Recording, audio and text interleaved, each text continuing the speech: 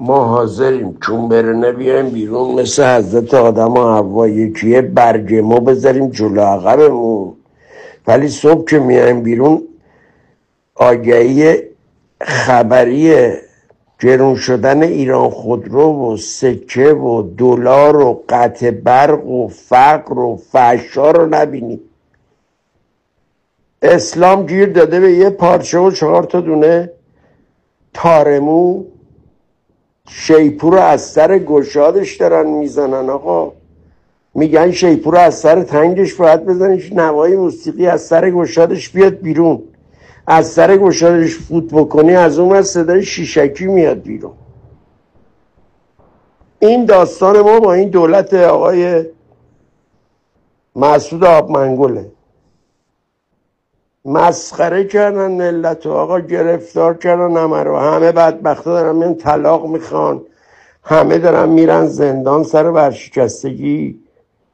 ما زنی که پدر سوخته الان کلیپش فرستادم 1 میلیارد خورده ای به دیوار غزه و نوار غزه هدیه کرده و بعد دخترایی بدون جهیزیه تو خونه خود ما موندن.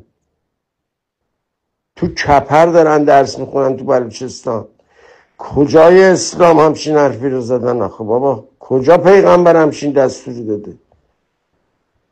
این اسلام از کجا اومده اصلا ما خبر نداریم. ما هر چی تو کتب اسلامی میخونیم چیزی از حجاب نمیخونیم.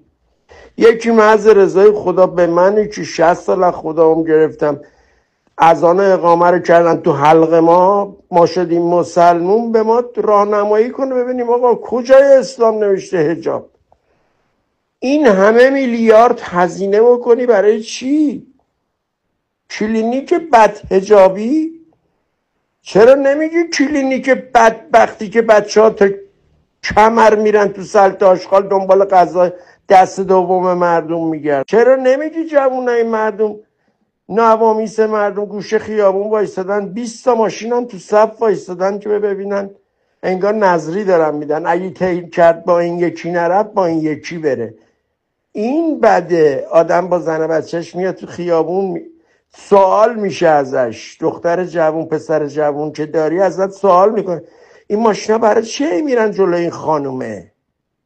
تازه خیلی چش گوش بسته باشن که این شبکه مجازی و اینستاگرام بچه 6 ساله الان میدونه که سکسولوژی اصلا چی هست، زن فاحشه خیابونی چی هست، اعتیاد چی هست.